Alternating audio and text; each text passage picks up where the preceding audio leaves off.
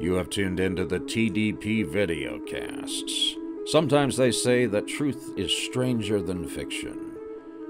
Come with us on a ride beneath the surface, plumbing the depths of the arcane. I'm Daniel, the host of the TDP videocasts. Welcome.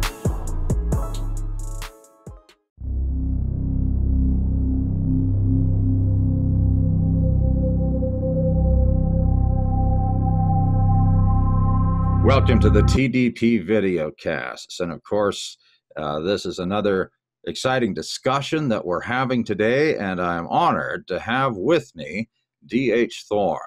And for those of you that don't know, he has just written a book that has been published that is called Become the Maelstrom. You'll find a link to that on Amazon in the description below if you're watching this on our YouTube channel. And if you're taking a look at this through our social media platforms, I'll make sure that the link's included there too.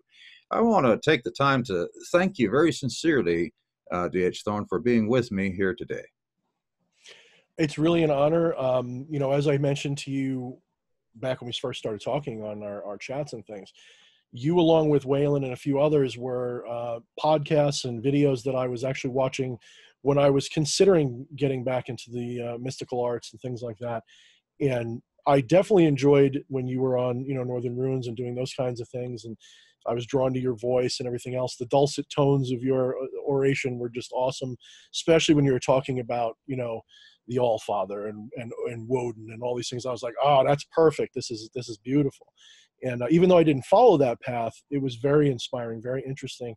And to hear that you had gone over to doing other things in magic now as well, and, you know, having other people on. And when you said, would you like to be on? I'm like, of course. Why wouldn't I want to be on this show? This is fun. I mean, this is a guy that I find really interesting, you know, so why wouldn't I want to be here? Well, thank you very much. You're too kind. And of course, you know, a lot of people, when we started doing broadcasts with the TDP videocast, we used to call it the Damned Podcast. We just kept the initials of it because, of course, it's too long of a URL. So we wanted to change it into something better for a logo. But a lot of people thought, oh, you're doing something new now. No, actually, I was practicing all of the things I'm doing now, along with the Northern tradition. Mm-hmm. Forever, really. Well, not literally forever, but for my lifetime in my practice in the occult. It's just that I was focused on the Northern tradition and in doing things for that because I had sworn an oath to my ancestors. Because I saw so many things going on at the time that I had started the NRR, which was Northern News Radio, that was lacking there. And I wanted to put something in there from my own effort as a thank you to my ancestors, because of course, without our ancestors, we wouldn't be here. And of course, our parents are ancestors, our grandparents are ancestors, and you go so on and so forth all the way back to the beginning. But being able to find people of like mind, people like yourself as well, DH, and to be able to connect there is so exciting because there's so much out there that needs to happen. Not only for the general awakening of consciousness, but for those that are already awakened and want to know what to do now. You know, and it's not that we're trying to put ourselves up, either you or me or anybody else that's really sincere on this, you know, like we're some sort of authority, you know, the authority. That's not what it is. But it's just sharing what has worked for us, right? And yeah. So exciting. Yeah, I don't like to phrase things in the terms you must. It's as arrogant as I say that I am an act. A lot of people don't understand what I mean by arrogance is the arrogance to believe that I can change reality by deciding it. And that's kind of a form of arrogance. But it's also, like you said, I don't want to be seen as an authority in the sense that what I say is the only or best way. It's a buffet. And all of these different systems and styles, and whether we're talking about, you know, the ancestors of what you did or whatever, there's a lot of room for them to interlock. And this is a thing I had a hard time initially with when I was coming off being a skeptic, was how do I integrate all these sometimes conflicting ideas? And when I started playing with that, again, it started to come to me. As I worked with spirits, they started to give me ideas how to integrate things so that they're non-dogmatic, like chaos magic in a sense, that you can have these different spirits and these different traditions and these different paths and see where they converge and say, hey, wait a minute, there's something here. And I eventually settled on a kind of mixture of Zen and Luciferianism, I guess you could say. It's kind of, you know, they actually synergize a lot better than people would realize, because people usually think of Zen as a love and light style thing. And in my experience, limited as it may be, because I've never been to Japan, I've never, you know, spent time with those kinds of people other than the ones I've met here. My reading of Zen and my understanding and listening to people like Alan Watts and things like that, people don't realize that it's not this feel-good hippy-dippy faith. It's not a religion. It's nothing like that. This is not, you know, even though they talk about having compassion and these kinds of things, what passes for compassion to a Zen style person is much closer to what passes for compassion to a Luciferian. It's this idea that you don't know what's best for everyone. Usually the best way to, you know, as Alan Watts would say, the best way to clear muddy water is to leave it alone. And so we learn that, you know, the dark is just as important as any light, because without the dark, you wouldn't have light. And it's not just in that, you know, we have to respect the dark because without it, there wouldn't be light. The point is that light isn't better than dark. They're both equal, and and dark doesn't have to mean evil. In fact, evil is a human concept. So, you know, it's just like a lot of people think Loki is evil, whereas Loki is not really, from my interpretation, I don't see him as evil at all. Just, you know, he's got his own willfulness and his not quite adversarial, because I think a lot of times he gets in more trouble than he does, you know, intending to do. It's not like he's trying to cause problems in every story that he's in. It's often, you know, maybe a little selfishness, maybe a little bit of, you know, lack of empathy or something like that, but, you know, more childish than anything in some cases. So this sense of evil is really more of a, you know, Judeo-Christian idea, and a very dangerous one, because it creates the ability to do harm to others to protect goodness. And I'm going all over the place here, but this kind of comes back to what you said about it being an authority, is that the danger of trying to be an authority is you create this good and evil mentality in people, where there's a right way and a wrong way. There's a good spirit and a bad spirit.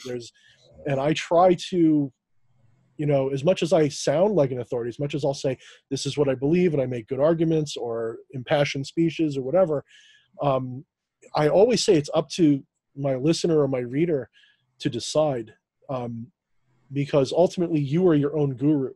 You're the one who decides what's true. You're the one who decides what's best for you.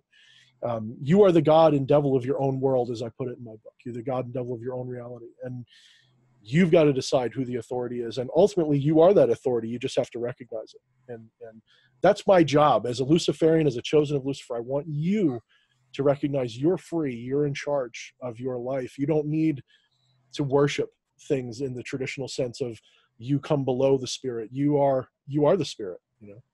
So, yeah. So, and I found this stuff very interesting. Like we were talking about before, about your ritual video. I love that video. Thank you so much. You know, that's the things that you've been bringing up here. Even I haven't even asked any questions yet.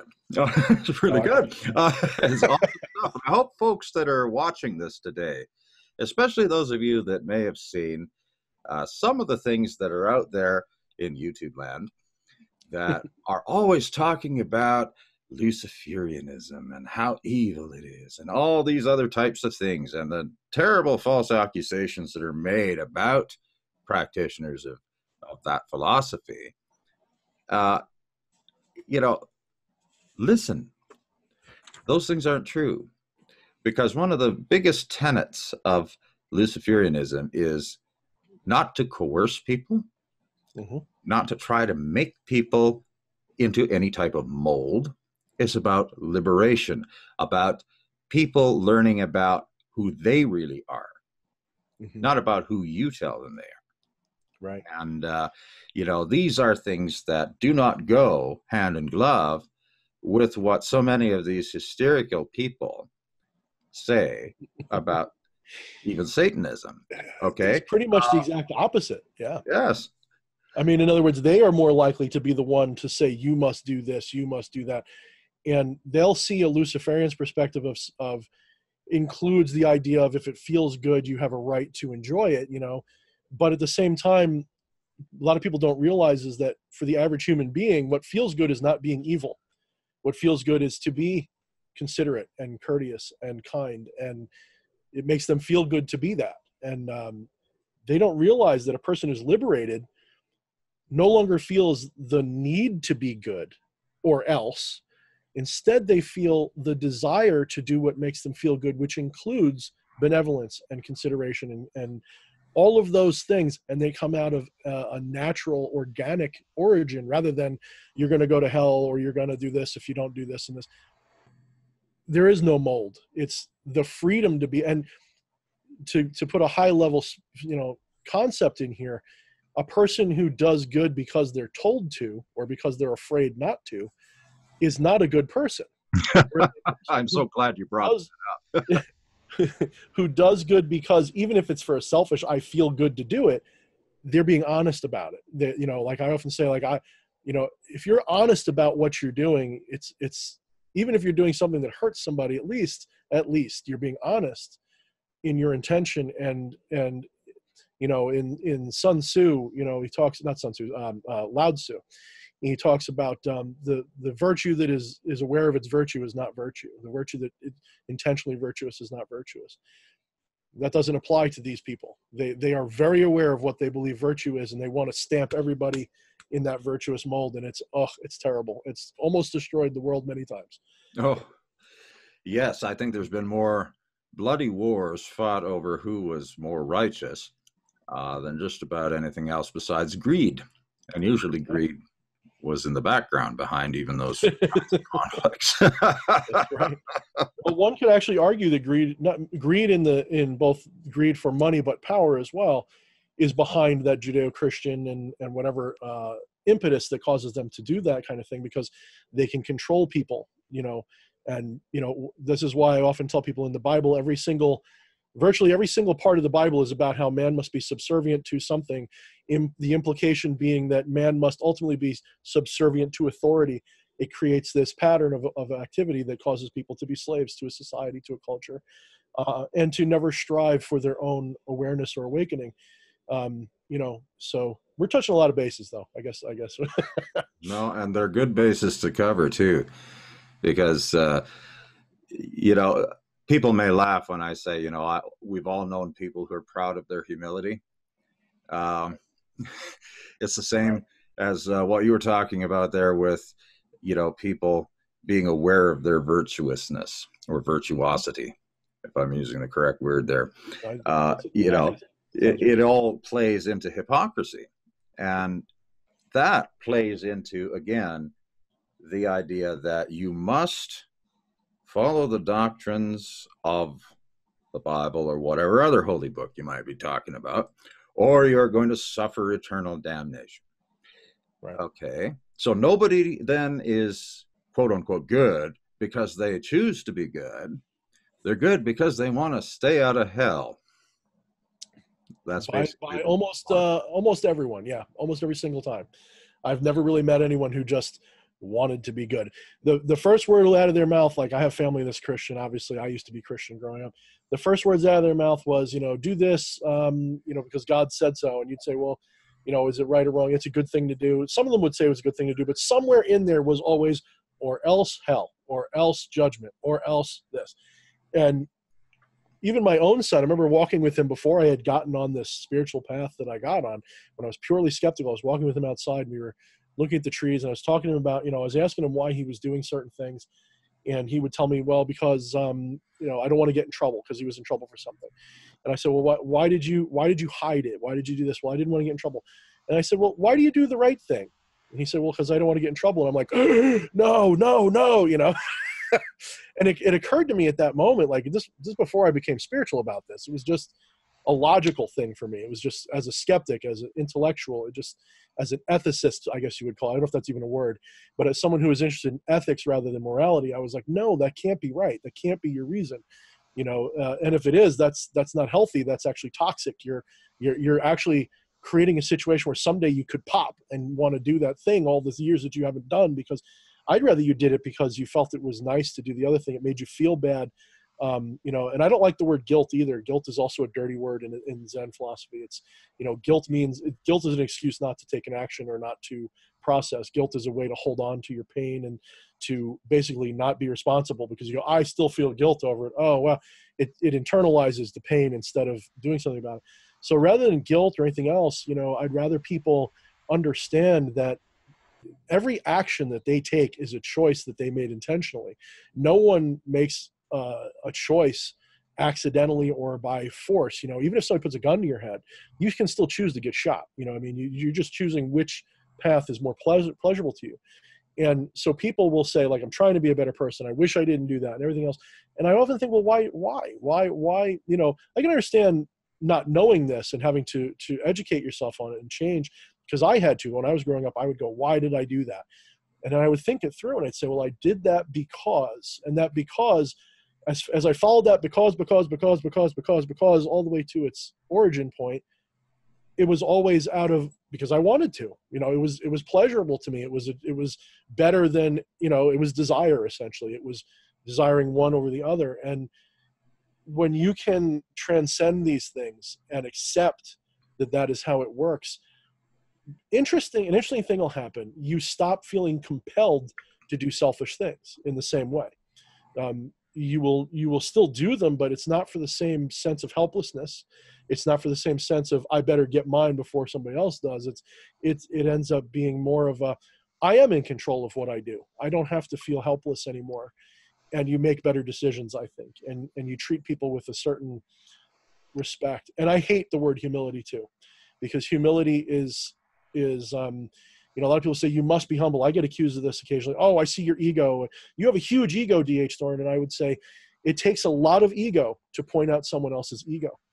You have to be exquisitely egotistical, both in the, that manner of using the word and in the spiritual sense, to point out someone else's ego and to feign humility. I am the most humble person ever. You know what I mean? It's proud of their humility. Yeah. A humble person doesn't advertise. A humble person doesn't advertise their humility, and they don't even consider other people's lack of humility an issue. They just deal. They just do what they do.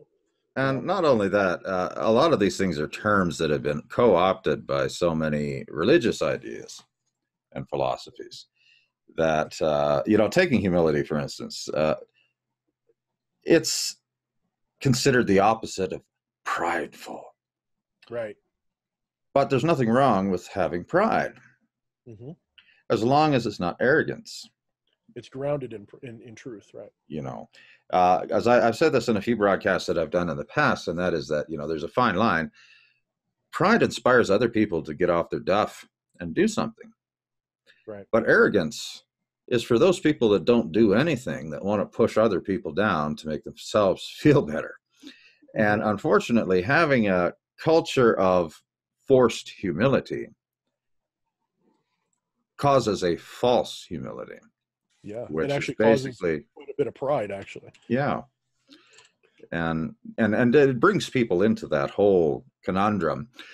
And I think that so much of this, I was going through your book, and I was looking at some of the things that were there that stood out to me just right off the top. And one of the things that you mentioned was the necessity not to fall for the traps of dualism. Because, of course, what that does is enslave people. Now, I've talked about that a lot, too, in the past, and that's because of the fact that dualism requires dogma. Yep. And, so you're pointing the finger always this way and that way, and that fosters a lot of the stuff that we've been talking about already here in this discussion. Whereas if you stop looking at it as all of one or all the other, or one's good and one's bad, looking at it as polarity, it's just two sides of the same coin. That's all it is. Even that, even that to me has, there's actually even a harder to communicate element to it. And even polarity could be seen as just the other end of the same thing. And what I mean by that is more like a Mobius strip. more like a wave.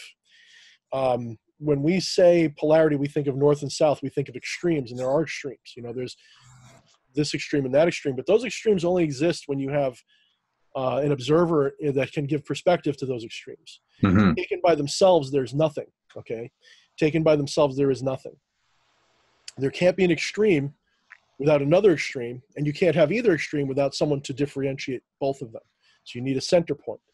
However, those extremes go on forever in both directions. And you can even describe them as cyclic in the end, perhaps. This is more theoretical because no one goes that far. You can't, you know what I mean? Like the further you go, eventually you may come around to where you began.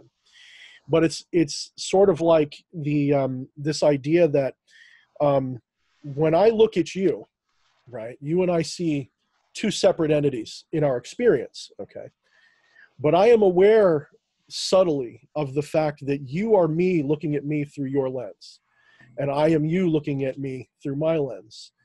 We're not aware of each other's experience the same way that we're not aware of what our gut experience is, but that's still part of us. Mm-hmm. In a similar vein, if you were to take an infinitely long piece of string, infinitely long, okay, it's the thought experiment, and you were to fold it in half, okay, and you were to look at it, you would see two completely separate pieces of string, because no matter how far you looked one way or the other, you'd never find where they're joined because it's infinitely long, right?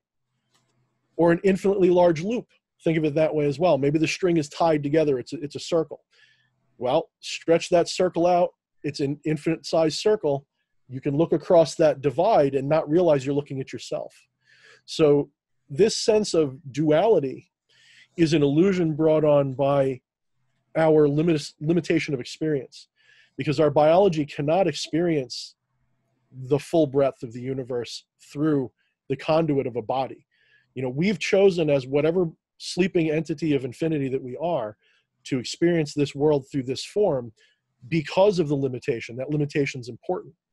It gives us an experience. So yeah, duality to me is a major stumbling point, because even in hermetics, you know, you have this male and female. Well, that, to me, it's not meant to be male space female.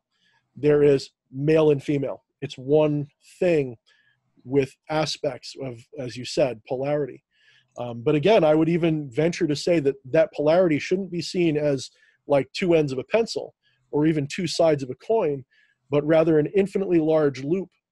And you're looking across the divide at something you think is separate, but is actually one thing. Mm-hmm. I think that's excellent. You can do much more than you can close your eyes and connect to infinity a little bit easier when you realize that. I think, you know, for me, it's at least a poetic thing that works for me. No, I like the way you're describing that, because it makes things a little clearer than some of the ways that I've described it, and I appreciate that, because it is something that's difficult to describe to people, especially those that have been steeped in dualism. Yeah. And I do have a bit of a knowledge of that because, of course, I grew up in it. My father was a preacher, and my older brother for many years was a preacher too. And, he got his head on straight later on. But the thing is, though, that, you talk about all of these things that limit belief and understanding of who we are. Dualism is on the top of the list as far as I'm concerned, because, of course, it breeds separation. It breeds a belief in separation, because as soon as you can have up and down, left and right, good and evil, you can have self and other. As soon as you have self and other, the whole thing blows up into the useful delusion of reality that we as humans in this world believe in. And you can take it, I haven't left that behind. This is a great game to me. This is the ultimate, video game, basically, that the gods play, I guess you could say. Human beings are spiritual, holistically spiritual entities that focus their attention on one body at a time. I like to think of us as the whole universe, just focusing on one aspect of itself at a time. Sometimes we're an atom, sometimes we're a person, sometimes we're a star, whatever that may be, whatever that group of awareness is. And you can take that looped idea, and where I had it before as a single loop, and you stretch it out. Well, you can stretch it and bend it an infinite number of times and create an infinite number of waves in that ocean that you create, so that each strand that you see, that you think is a separate strand, is still you. So you can fold this not just once, but again and again and again, and create an infinity of others that you can think of as self and other, and you never realize, again, that that duality is, it's intentional. Like I don't hate it. I think it's it's actually intrinsic to our experience to see polarity, if not duality anyway. I think that polarity is much healthier. But it is necessary for us to have this experience, because without this acknowledgement of polarity, the entire dream ends, because you suddenly realize that we're the same person. Uh-oh, boom, and you kind of just, it's like a divide by zero error and the computer crashes. You know, it can't work. Yeah, So, which makes perfect sense in that way, because when you're dealing with the infinite, you can't quantify it, and you can't label it with definitions. So there has to be some sort of illusion of limitation in order for that to exist in experience, the way you're talking about. And the only time I really think that dualism is really a crux stone of defeat is when you identify that as being reality with a capital R. Yeah. Yeah, we can enjoy being in the game, so to speak, as long as we realize that isn't reality with a capital R. It's relative truth. In other words, truth is how we understand it among ourselves in our current perception, but not truth with a capital T or reality with a capital R. And to have the ability to perform successful magic that's not just hit and miss, it's nice to have, and in fact, I think imperative to have that connection, not a full understanding, because like you said, the moment we had, saying a full understanding isn't even the right way of saying it, because of course, obviously, we can't connect with full understanding to that which is infinite, but we can have, to what degree we are able, a connection there. But if we suddenly realize that in more than just that connection, that everything around us is just another aspect of ourselves, then yeah, we will obliterate our perception of reality and end up. The idea of a bodhisattva in Buddhism is a person who's made that connection and decided to stick around. Now, I'm not sure that that's really a legitimate way to look at it, because, someone who's made that connection decides to stick around, ultimately means they've decided to abandon the truth, and that's kind of hard to do.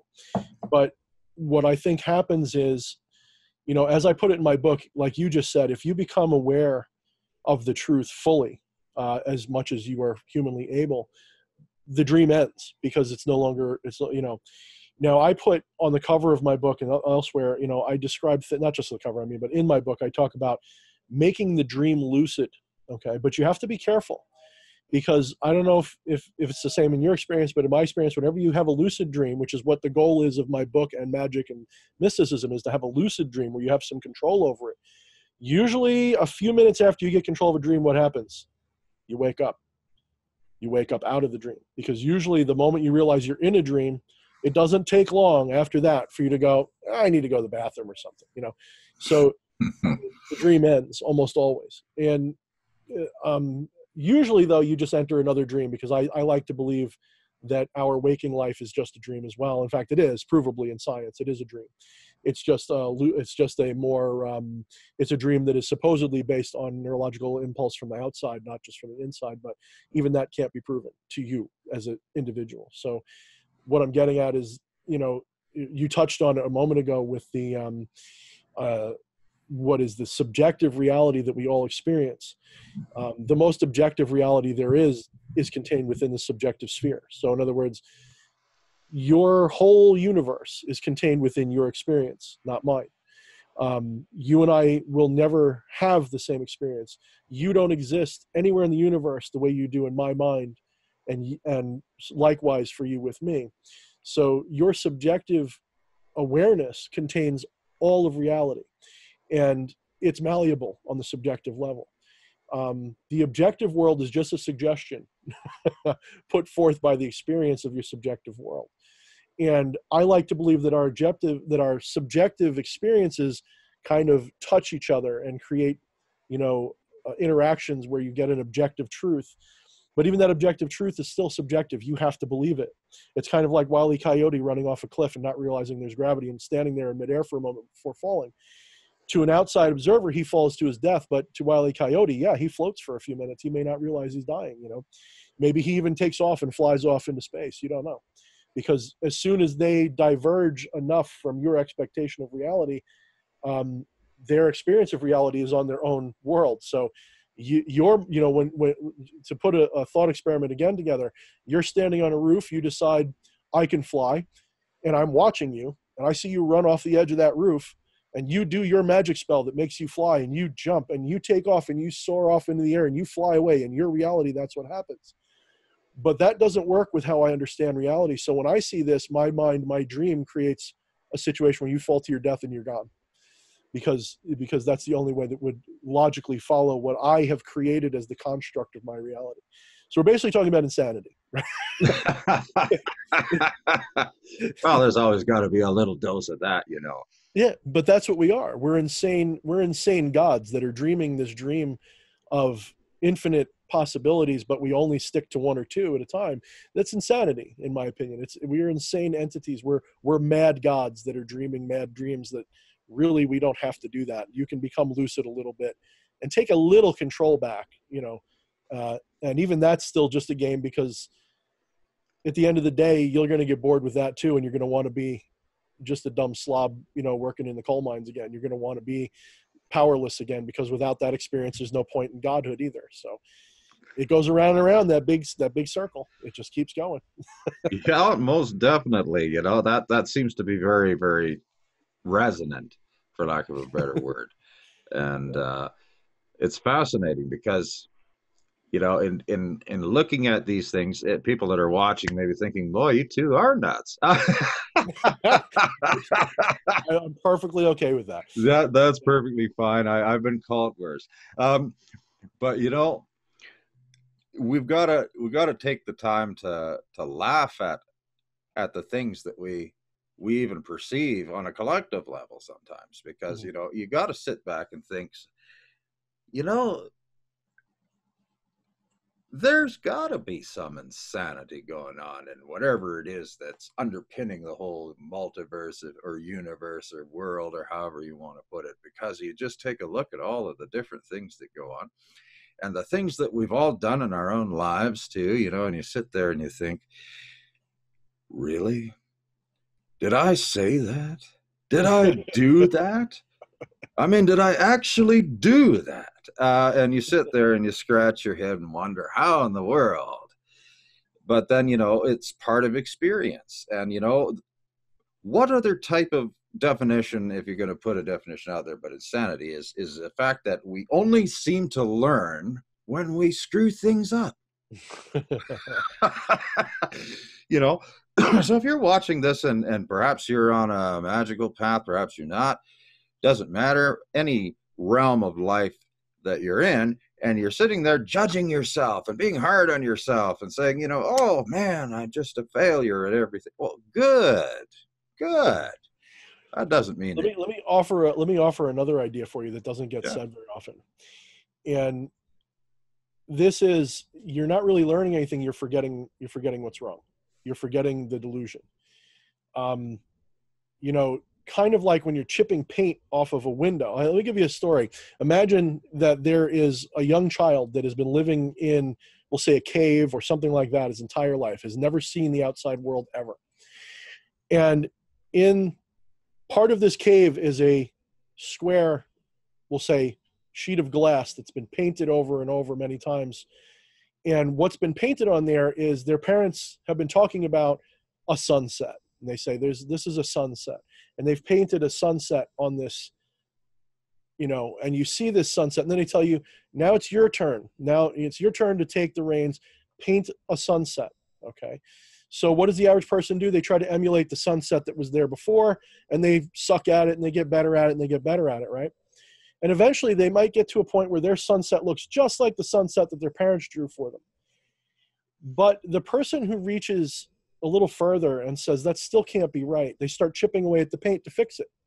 They say, there's too much buildup here. I got to clear some of this away. And maybe they go through meditation. Maybe they go through this, that, and the other thing. They clear their minds. So they chip the paint away. And it's going to feel like mistakes a lot of the times, because you're going to go, oh, crap, I'm ruining what I did. Oh, man, I made a mistake. I'm chipping. So they chip away at it. And eventually they clear all the paint off this pane of glass. And they realize this pane of glass was actually a window facing a sunset. And they see what a true sunset looks like for the very first time.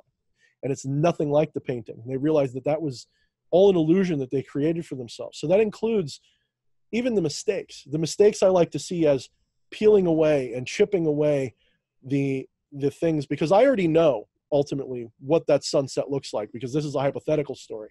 I already know what a sunset looks like. I already know if I am the divinity that is the all, if I am that entity that is experiencing reality through me or you or my dog or whatever, deep down inside, behind this puppet, I know what it is. I know what's going on. And my job, if I want to call it that, is to remove the things that are obscuring that truth, rather than building. A lot of people have a building mentality. They have a mentality that we have to build, we have to grow, we have to this, we have to that.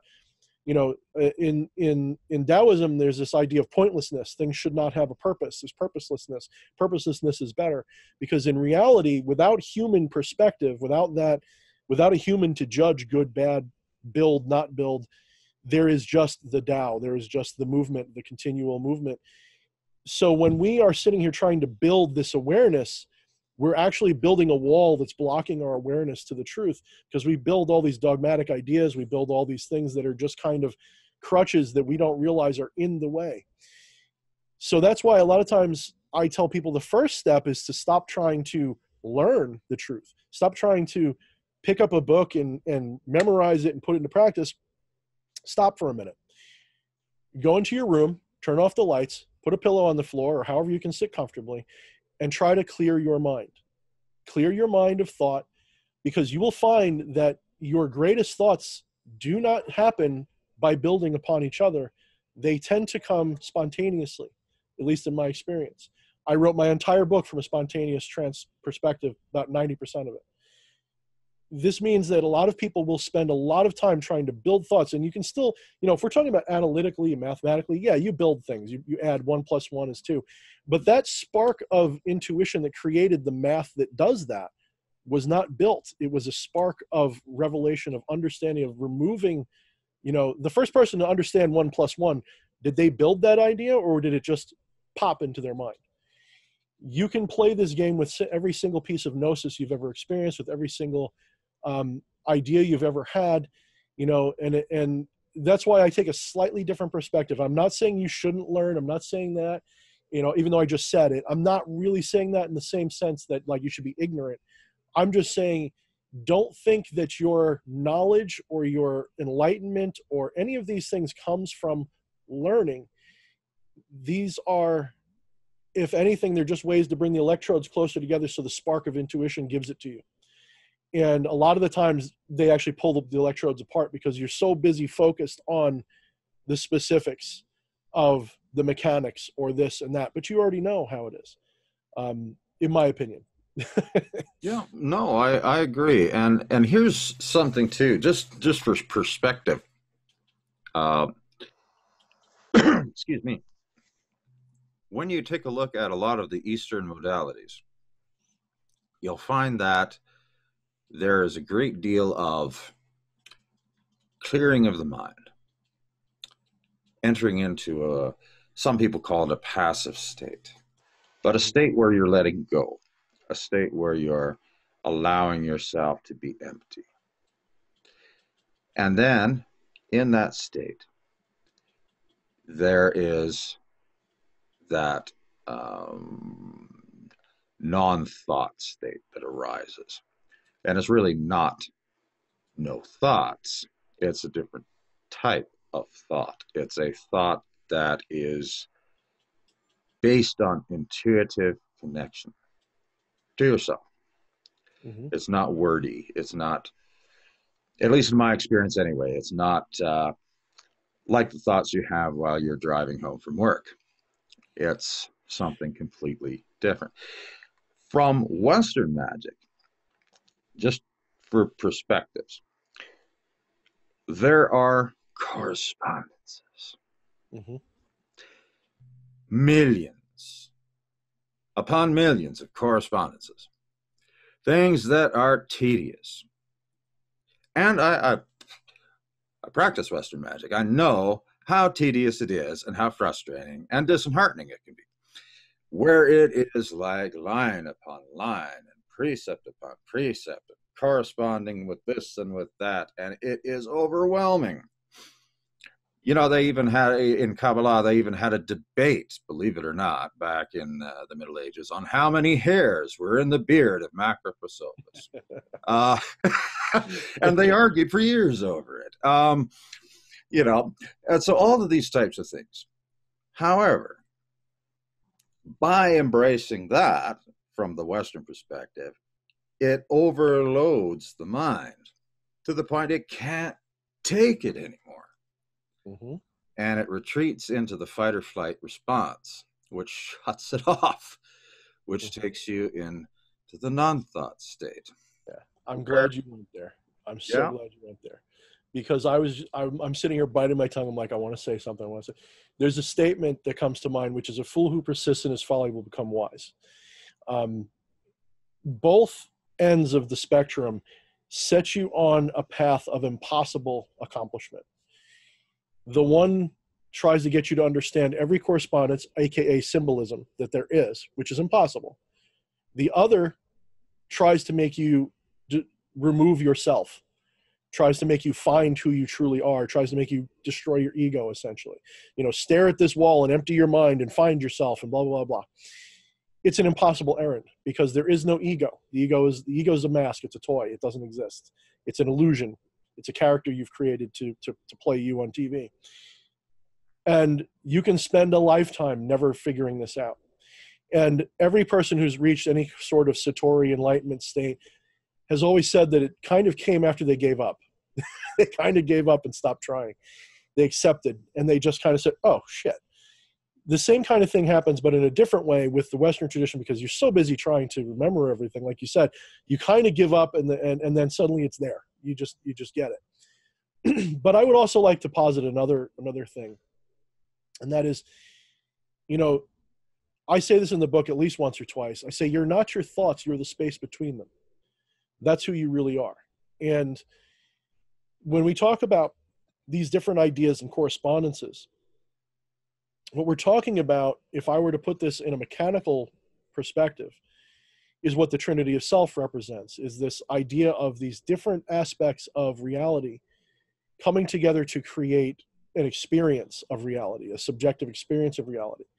And you have the mind, and the mind is what is making the decision of what is real and what is not. The mind is what looks at the world and makes a value judgment and says, from the day you're born till the day you die, it builds this construct that you're living in. When you're first born, you have difficulty distinguishing light and dark.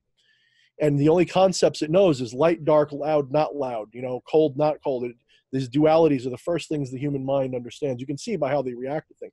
You know, I like to say that a little child, a little baby, is the universe going, holy shit, what did I do? You know. So that's why they look dazed and confused. And as their mind develops, their brain, their biological mind, extrapolates, like looking at a Rorschach ink blot, these light and dark patches, it creates shapes and meaning. But the shapes and meaning don't come from the mind. The shapes and meaning are already out there in the universe, in the spirit. And I use spirit in a different way that most people do. I see spirit as potential. I see spirit as the non-physical. I see spirit as the form without stuff in it. So the idea of, we'll say, a table without any substance to it is a spiritual table. It's a table in the mind's eye of what a table is. And the mind looks at things and distinguishes table from not table. The mind makes the distinguishing decision of what a table is and what is not a table. And the body is the stuff, the ink blot itself that doesn't have any pattern to it yet. It's just a blob of possibility of stuff. It's like chaos without any pattern to it at all whatsoever. It's like the static on a screen, you know, in the old days when you change the channel. And this static, to the mind, when it gets bored, it starts picking out patterns. And these patterns are actually astral ideas. And the mind takes these ideas and impresses them upon this stuff, this body, creating meaning and it creates a holistic experience of reality. So this is very hard for people to grasp at first because it sounds like I'm pulling from 10 different directions. But when you put this into practice and you realize that everything that you see, feel, experience, touch, smell, whatever, is more like an operating system that your biology has created so you can interact with it, you can begin to play with the system. You can begin to play with the icons. You can begin to play with the programming, the fundamental nature of what's going on. Because now you can pick and choose the meaning behind things. You can decide which things to focus on, which things to focus your attention on. One of the things they teach you in magic early on is where you put your attention is what manifests. You know, if you start thinking about nothing but bad things, what happens? The bad thing happens. And you know, this is why worry sucks. You shouldn't worry. You know, it's in every tradition tells you not to worry. Gee, I wonder why. Very true. So as you know, where your focus is where reality is created. And we as human beings, because of this world we live in, are very focused on a material world and an objective material world at that, in that we allow others to shape our world for us, or at least we think we do, with what they think is true and false. And that's also the source of, you know, I consider there's different forms of manifestation. There's what I would consider like an astral manifestation and a material manifestation. An astral manifestation is a change in spirit, change in mind, change in attitude. A physical manifestation is when anything from quite literally something popping into reality, which I've never quite gotten to work, to having something happen, an event, a sequence that I want to have happen with very little direct influence, but I might have to take a physical action somewhere. But I might just say to somebody, you look great in that dress. And then, you know, months later, they're giving me $1 million because of this thing that I put in motion, like chaos effect with magic behind it, you know? So where you put your focus and attention, either towards the material or toward the astral, decides the shape of reality that you experience. And people will create these rather, you know, we'll say elaborate realities for themselves. And everyone else thinks they're crazy, but I'm not convinced they're crazy. I think they just live in a multiversal, you know, like a you know, half a step off from where we are. They're still part of our experience because they haven't completely changed timeline, but they're, you know, that guy walking the invisible dog down the street on the end of a leash, maybe there is a dog there and you just don't see it, you know? You never know. Truly, though, you don't. Because we often think that objective reality, so-called objective reality, is something that's concrete and real with a capital R. But really, we never do get out of our own head. No. Okay? You could be a brain in a jar somewhere. You'd never know.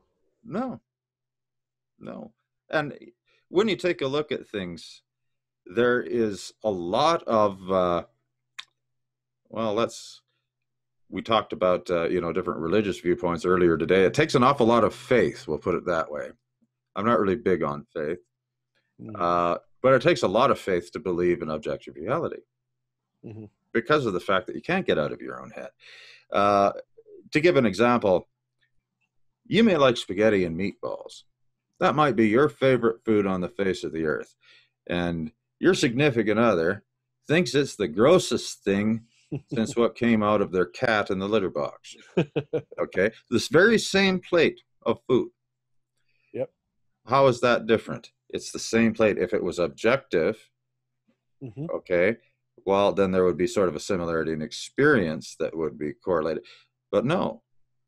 And so it's something that is subjective, but experienced as though it were objective.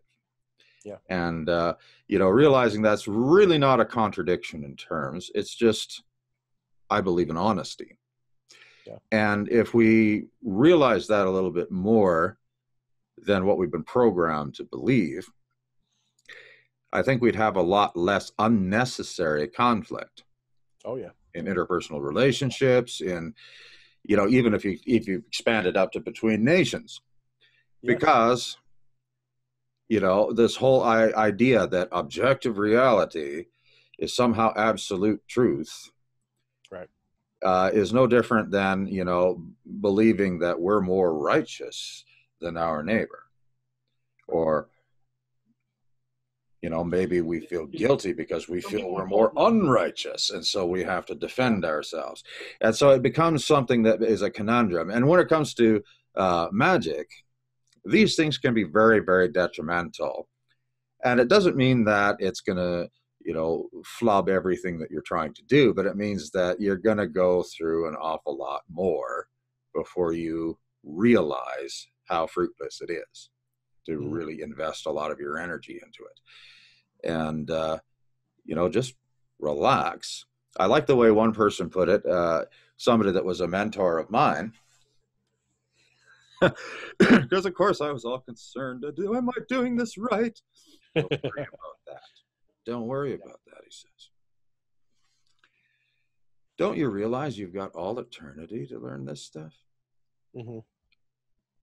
Well, what do you mean? You know, don't think about it, he says. And then he walks away. And that was probably one of the most important lessons I think I ever learned in that context was, you know, hey, really, relax.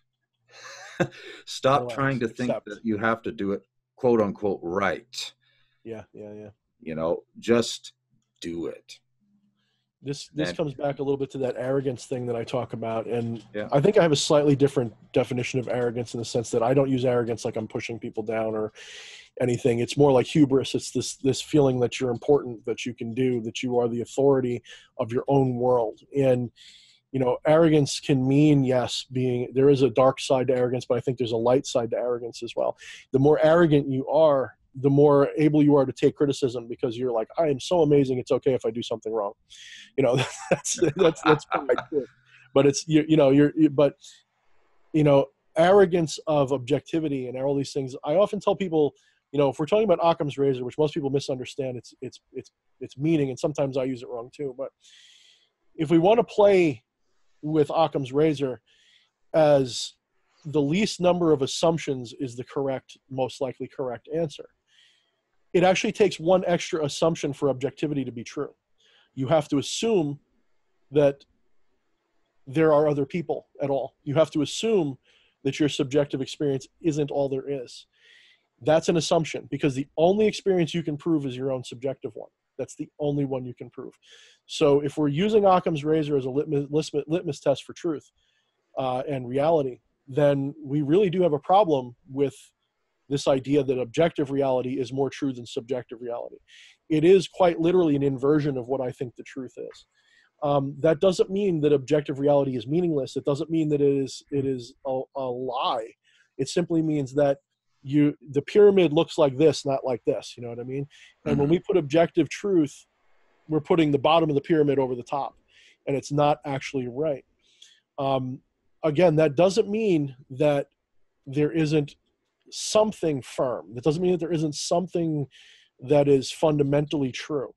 It simply means that the things that we are taught in aggregate from our infant to our deathbed are by and large the mechanical objective truths that we're pounded into us more or less by ourselves, you know, because you have to be the one ultimately that decides that the objective answer is the one that you agree with. You ultimately have to decide that you will die if you jump off a cliff. I think I'll die because it's been ingrained into my head, you know, from a young age. So in my worldview, I'm going to die if I jump off a cliff. If I get shot with a gun, I'll probably die because I believe that I probably would.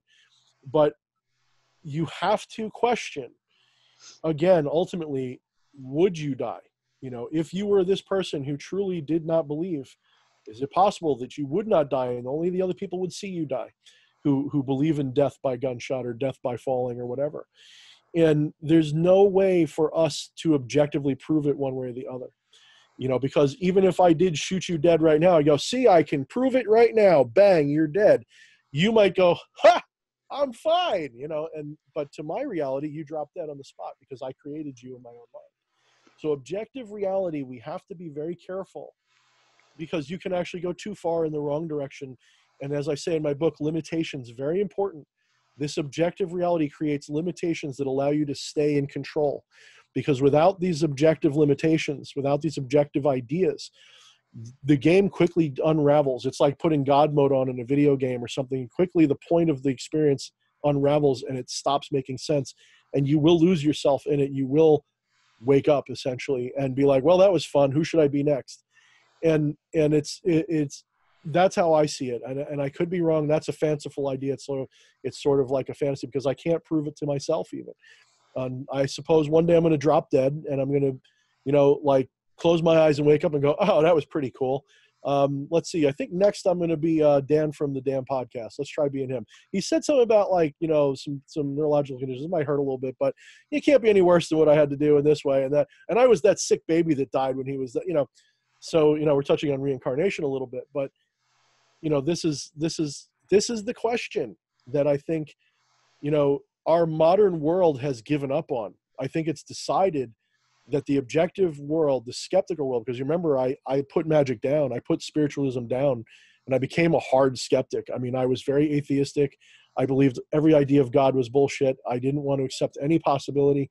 But I always had this recurring question, and that is if there is no God, then there is nothing above me that makes me God, doesn't it? And I couldn't put that idea away. I couldn't get that out of my head because it's like a viral thought. If there is no such thing as God, if there is no such thing, but I am still here and I am still acting, you know, then I must be God, you know. And someone would say, well, no, if the skeptic would say, well, no, you don't have free will, you don't have free thought. This is all just, you know, the universe doing what it does. And I say, well, then doesn't that mean I'm the universe? And then again, does that not mean that I am doing all of it? I am God. I am the arbiter of my experience because I am the universe in motion. I am the Big Bang banging. And these are, you know. Sorry, but that just put an image in my mind that had nothing to do with it. Hey, maybe that's why it's so important in certain spiritual practices. But I digress. But yeah, and so this idea of objectivity, this is such a poisonous idea if we use it as anything more than a tool. You know, if we use it as a tool, we get computers and spaceships. But if we use it as a philosophy, we get wars and we get religions that try to stomp each other out of existence because my objective God is better than your objective God and so on. And this is where we get into this problem. We need to respect the subjective experience that is outside of us, that is not our experience. You know, this is why I never tell people that my idea of a spirit as I see them is the right one. I tell people that is my experience of the spirit. To you, Lucifer is this demon in hell that's being burned forever and ever. For me, I see him as this entity that is the archetypal spirit of rebellion and liberation and intelligence and knowledge. And it's not a devil. It's not even, doesn't even have a body. There's no hell. Everybody's got a different interpretation of these things, and they're all technically valid because their experience is built upon this. So I don't, as much as I'm telling you all these things like they're a factual thing, again, it's a buffet. You've got to decide and apply whatever you think is true, including the inversion, if that is what's true to you. Yeah, that's awesome. I'm glad you brought that up too, because of course, you know, those of you that are watching here, don't ever take anything that either myself or anybody else that's here on the show says as, you know, to reiterate as being authoritative or that you must look at it this way. No, this is stuff that we're talking about that, you know, between D.H. Thorne and myself are part of his subjective experience and my subjective experience. You have to become honest enough with yourself to realize what your own subjective experience is. Realize that has just as much validity as anybody. Yeah. And that's part of of the whole liberation. Because what does the Luciferian spirit rebel against? Well, it's not against God. Mm-hmm. It's against restrictive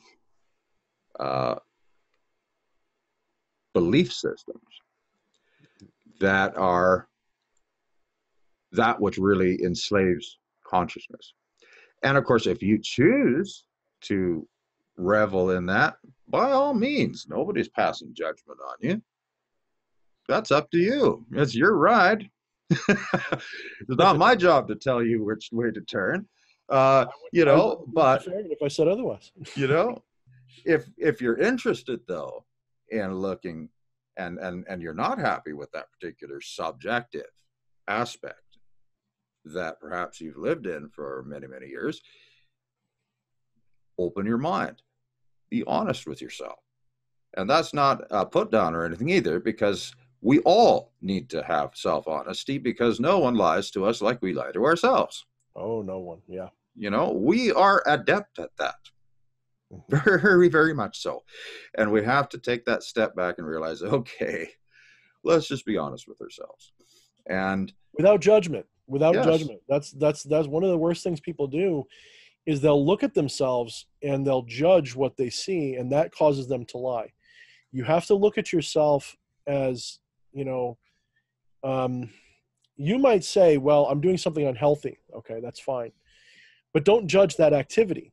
You can say, I don't like being unhealthy. Maybe I should change. But then at the same time, why didn't you change already? So don't judge it, because you're just causing more excuses to lie. You need to accept it. The most powerful state I get into, especially in ritual or magic, is when I don't judge my intentions or my thoughts, and I simply align with them and push it out there. I don't make a judgment. And so when you're saying to be true to yourself, you have to, like, this is why my book, the first thing that you do with Lucifer is you create a mirror that is consecrated to him, that you give power to. And when you work with Lucifer, you bare yourself to Lucifer for him to observe. And most people won't do that. They'll be afraid to, because they'll say, I don't want to be judged. What they don't realize is Lucifer doesn't look at you and say, you're doing this wrong, you're doing this wrong. Lucifer is always syrupy sweet to me. He always comes through as maybe a father or a lover or something, and you're beautiful the way you are. This is exactly right. There's nothing wrong with you, except you're lying to yourself. Look at your naked form and love it, and be okay with it. And that is like, to stop lying to yourself, you have to accept yourself. They go hand in hand like a yin yang. They feed each other. If you can't do that, because I can tell you all day long, stop lying to yourself. And guess what you're going to do? Do you know what you're going to do, the average person? You're going to judge every lie or every intention that you have. You're going to say, I got to stop lying to myself. That's a horrible thing to do. Well, no, now you're just lying to yourself again, because now you're giving yourself an impetus, a reason to lie. You're going to say, no, I'm honest with myself. I'm fully aware of what I do wrong. You just did it again, because you said what I do wrong. You do nothing wrong. You do everything right. You just don't realize that what you're doing is necessary. It is according to your will. It's according to your intention. You've got to get out of your own way, and you've got to just allow yourself to be. And when you do that, it's just like clearing your mind of thoughts. Instead of trying to rationalize and think your way through life, you will now act spontaneously. And in the same way, you will be ethical, moral, whatever, spontaneously, without intention. In other words, without obvious intention, with true intention that is not decided. Because a lot of the times we decide what our intention is, which is bullshit, because the intention is there first. The intention starts the whole show. You can't decide what your intention is. You can figure it out maybe, but you can't decide what it is. So by the same token, you cannot just suddenly decide to be honest with yourself either. You have to be willing to give up your judgment. You have to not want anything. This is why Buddha says that desire is the origin of suffering, because every action you take is based on a desire somewhere. And this desire, the irony is, to try to stop desiring is also a desire. So what's the catch-22? That is the fool's errand that makes you wise. Trying to give up desire is impossible. And when you figure that out, you go, holy shit, I'm free already. You know, I'm already it. So Yeah, and that's something too that sort of reiterates what you were talking about before, where it comes to not putting yourself in that position of objectifying everything to such a degree. Uh, I like that aspect of releasing the judgment as well, which I think is something that I don't think people talk about that enough, because I think there's a misunderstanding about that concept where, oh, if I don't judge myself, well, then how will I ever get any better? But then again, that puts us back into the same position of we're already fine, mm-hmm. you know. It's the So idea of thinking away your thoughts. You can't think your thoughts away. no, no. And I hope those of you that are watching are following along. Please feel free to download this too, if you're watching this, and watch it multiple times if you want to hear us talking away.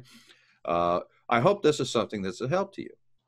I know that I really appreciate the videos and the book that D.H. Thorne has put out, and the information that he's putting out. I really recommend that you take a look at what he's doing on Facebook.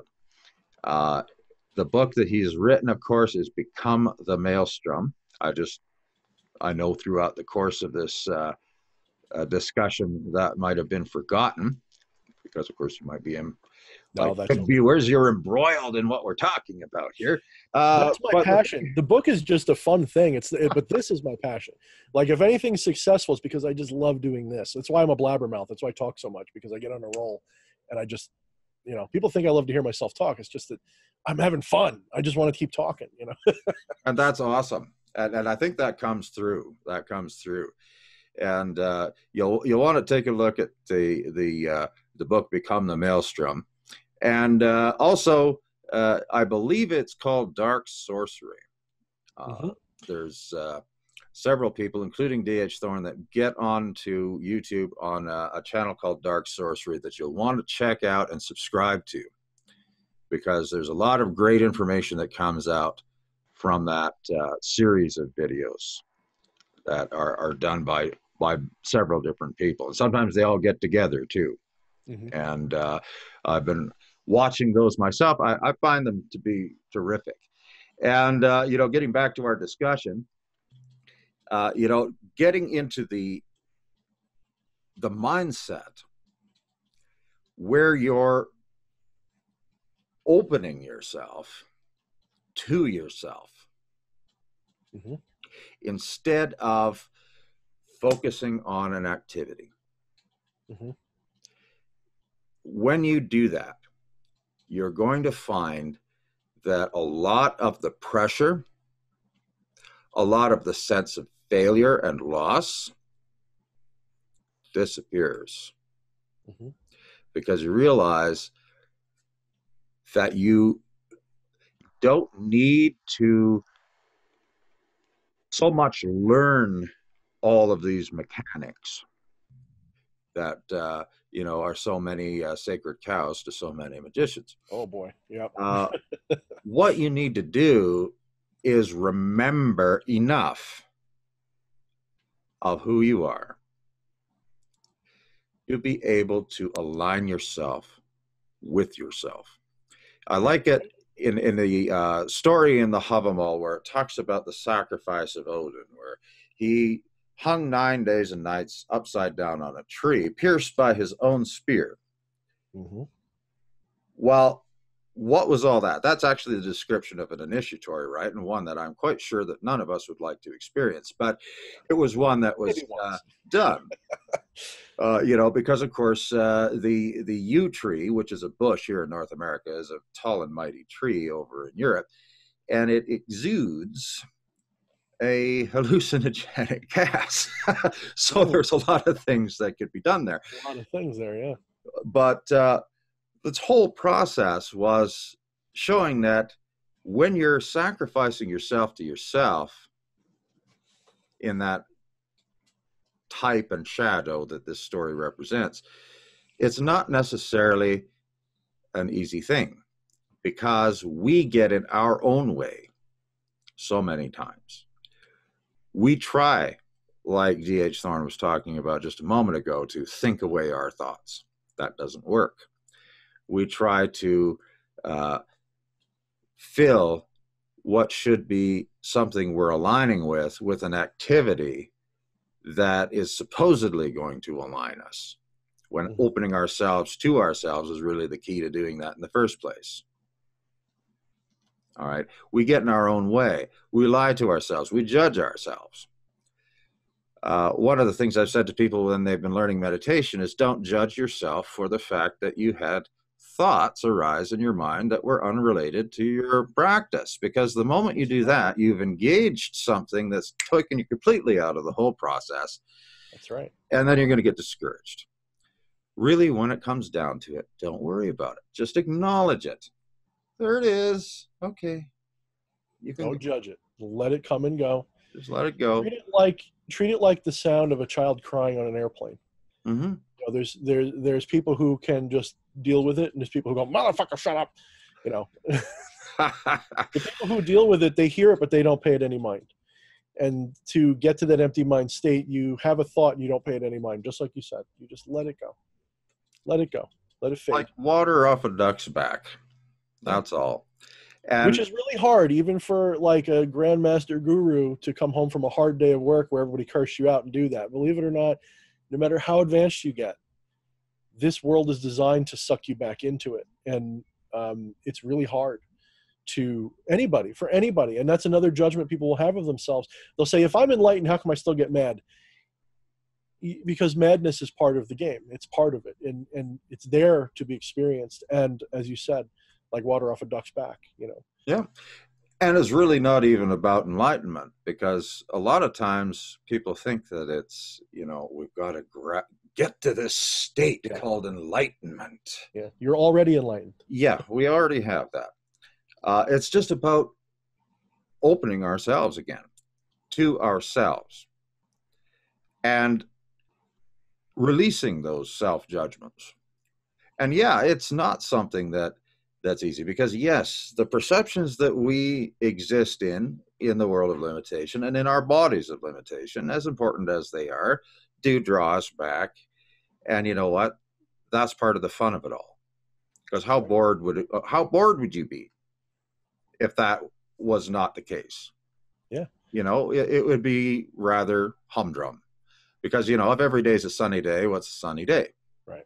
It's just not something that's even worthwhile. Like my Godhood for Dummies video. Yeah. If you were a truly all omnipotent, omniscient being, boy, you'd be bored real fast, because you'd know everything. You could do everything in the blink of an eye. What's the first thing an omniscient, omnipotent being would do? Well, it would choose to be anything but omniscient and omnipotent.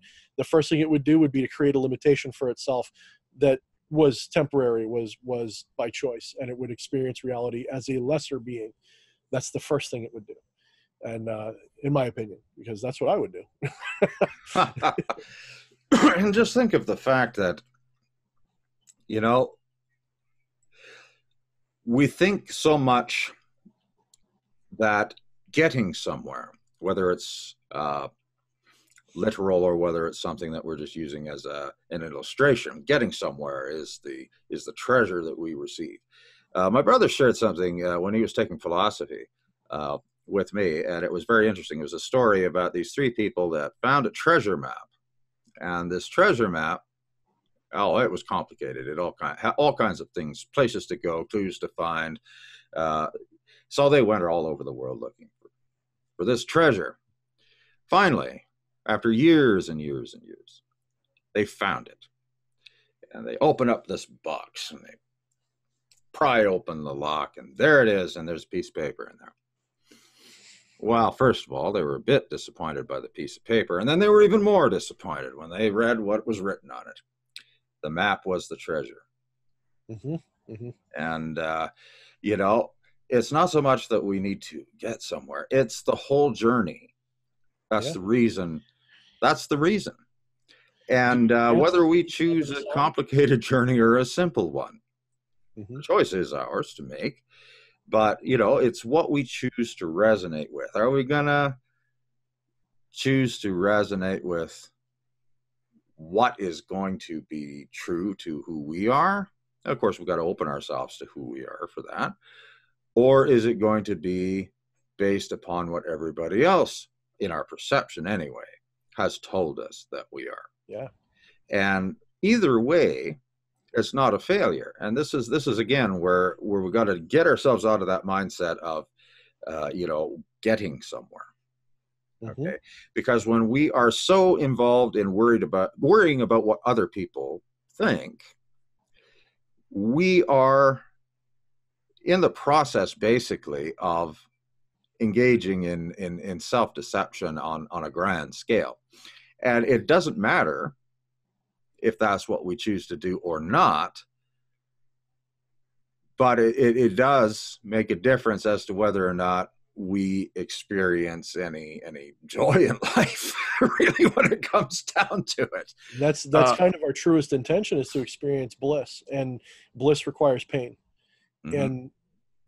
And part of that means not doing the right thing for your alignment.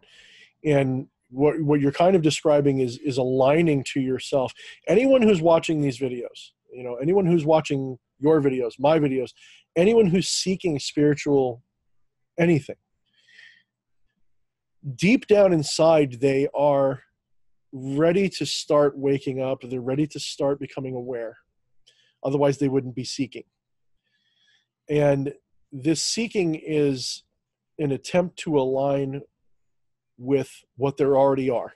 Okay, that's really what it is. And one would say it's kind of like fate. You don't have a choice. In a sense, I agree, because you are, the person that's watching this thinks they're their ego, most likely. And I don't mean that as a judgment against them. Most people don't realize they're not their ego. And so they everything that they decide comes from this perspective of that they are a person trying to become a god or something. And they don't realize that the ego is really just the vehicle, the tool, the avatar, the puppet, the mask, whatever they want to call it. So they're already aligned with their truest intention in terms of their action. It is that they still believe they're their ego, and their ego resists because their ego can't stand not being the god. Okay, it can't stand that it's the puppet, usually. And so they still identify as their ego, and so they think that they need to intentionally do something to become it. And I can't tell you how not to do that. Really, I can't. Because then you'd try and you'd fuck it up. All I can do is say, here's a brick wall, and face it for 30 years until you wake up. That's all I can do. And you will try, and you will try, just like you said with the symbolism in the Western tradition in this. And you will try, and you will beat your head against that wall, because you see that I've done something like what you want to do. Maybe in an envious way, which is foolish. And you will try, and you're going to beat your head against that wall. And you're going to say, I'm not like him. I want to be like him. Stop. Just keep beating your head against the wall. Enjoy that head beating, because sooner or later you're going to give up and you're going to stop doing it. And you might have that moment, that spark, and you say, oh, that was the point. I can do whatever I want. And that's the magic. That is the moment you've manifested something that is, you can't take it back. You can't go back. When I perform magic, it is a celebration of a thing that is already done. And I live a charmed life because I don't need my ritual altar or anything. I can, for the most part, I just know what's going to happen, and I align with that current, and I act accordingly, and I don't judge it.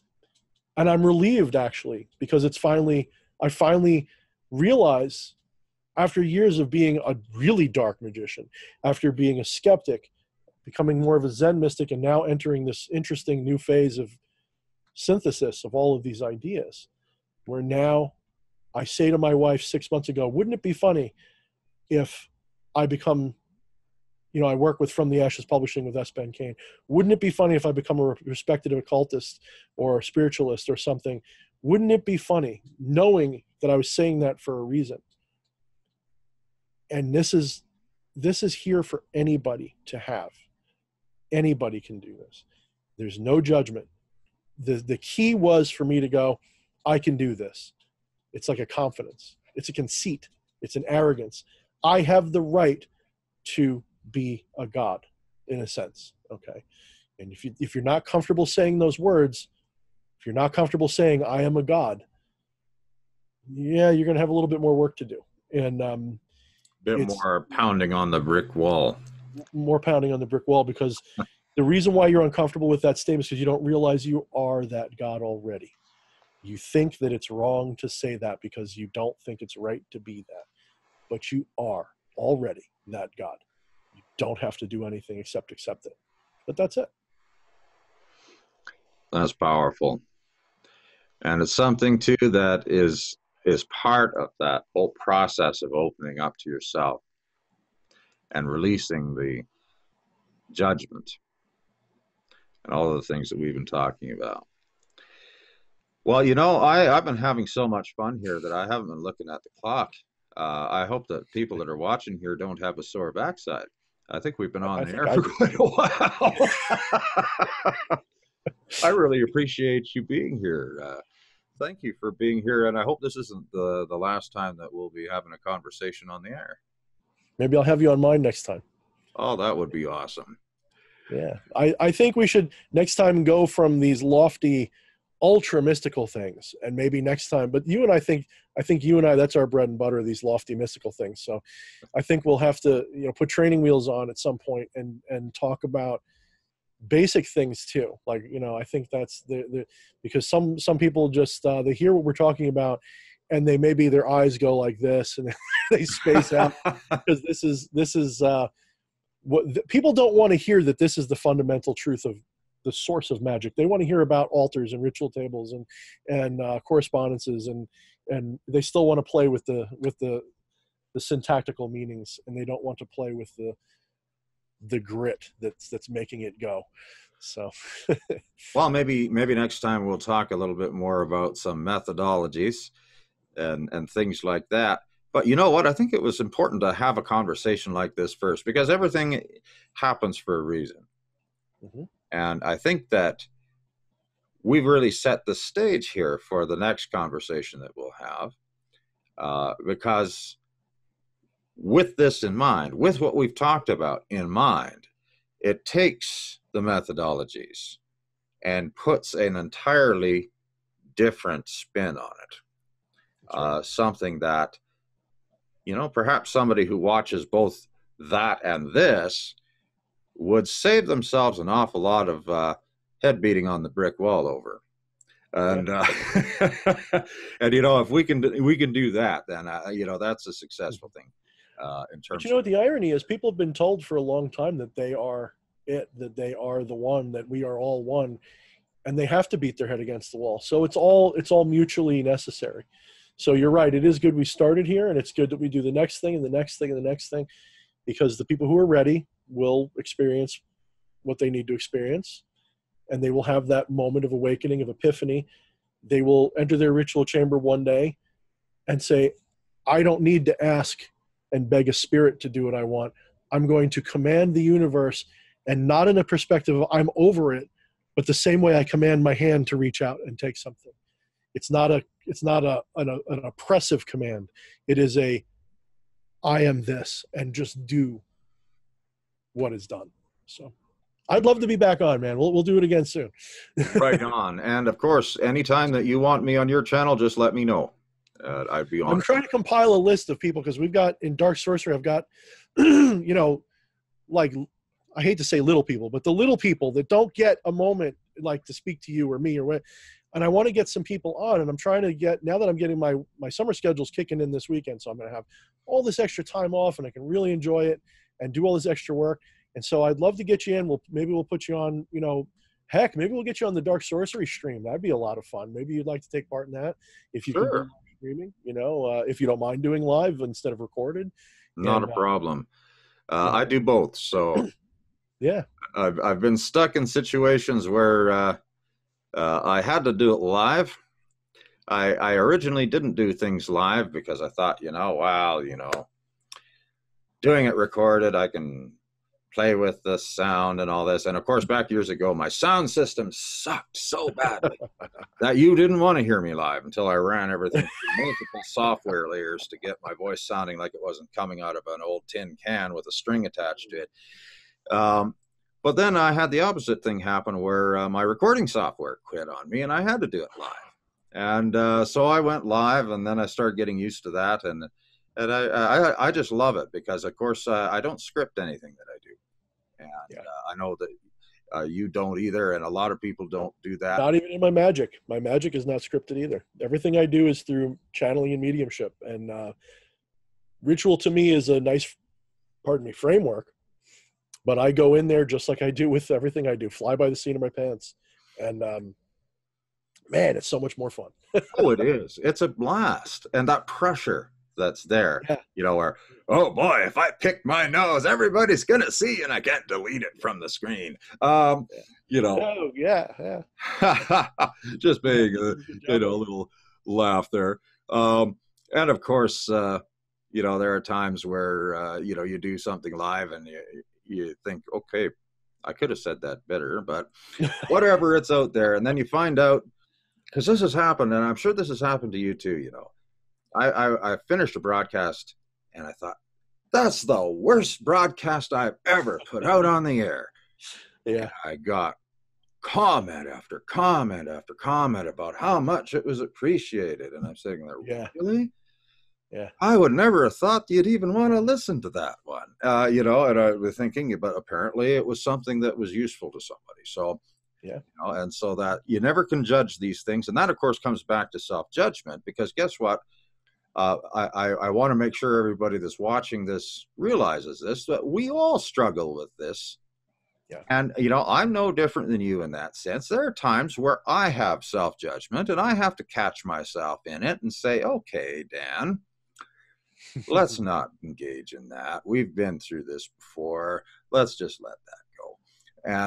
And realize that, you know, as long as we're in the body of limitation, we're going to have these things happen. And, you know, I like the perspective that you put on here too, about if we allow ourselves to awaken too much, we wake up right from the dream. Mm-hmm. And so these limitations, and this is something that I remember actually reading today in your book, that the limitations are just as important as the freedoms. I don't think I got that exactly right, but the limitations are as important as the freedoms that we have, or the power, because you know, we need both of those things, because of course the one helps us to have that connection in our awareness far more than what we would otherwise, and the limitation helps us to continue experiencing. Yep. And that is important too, because, you know, I remember I had an experience myself where I was walking through a grocery store, and I had just, before going shopping there, and of course I am not one of these people that loves to go shopping, okay? When my wife wants to go shopping, I say, is there a coffee shop in there? Okay, because if there is, I'm going to be sitting in it while you go out there and do all that stuff, because you walk up and down every single aisle. Mm-hmm. Whereas I want to know what it is I need, where it is, so I can get exactly what I need and get out of that place. Because there's just something about that that's more than chopping a cord of wood where it comes to how much energy is out of me. And so, you know, I didn't have a coffee shop in this place. And anyway, so I'm walking along in this place. And just out of the blue, yes, there's not a single experience that's ever been wasted. Yeah. You know, and I was thinking, you know what? That's true, isn't it? It's totally true. Absolutely. And I had a smile on my face walking along in this store.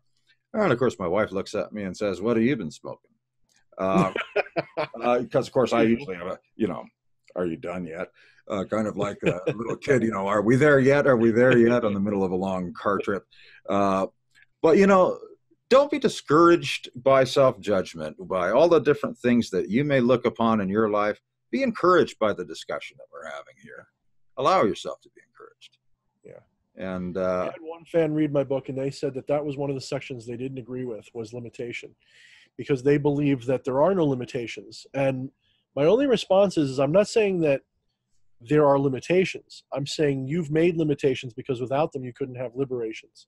You couldn't have power. And so you're still in control. There are no limitations except the ones you make for yourself. And if you remove them, you won't have anything. You will have nothing. You will have total power. You'll have total. It's like a sheet of paper with no lines on it. You need to make,